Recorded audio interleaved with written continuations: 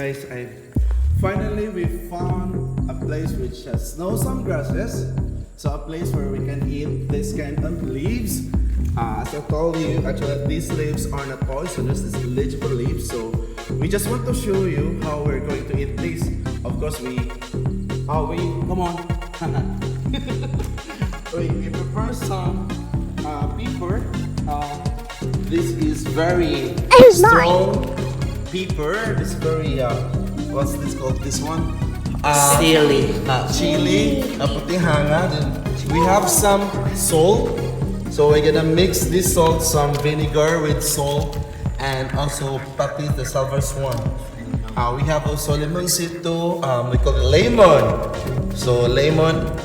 And also cacao. So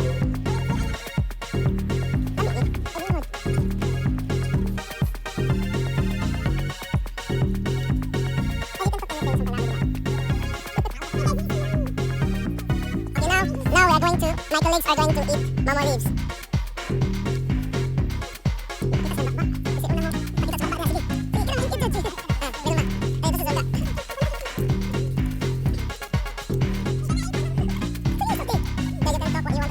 The viewers.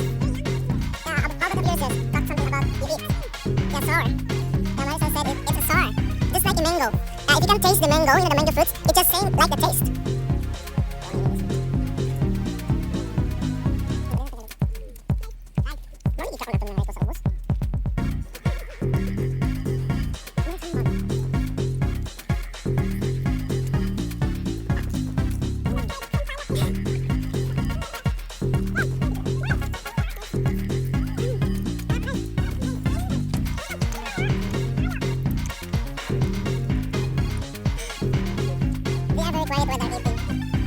While they're eating, they're so fun having their foods, leaves. Go, yeah.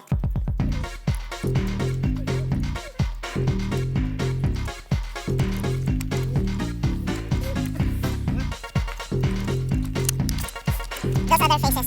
They're very pretty and handsome.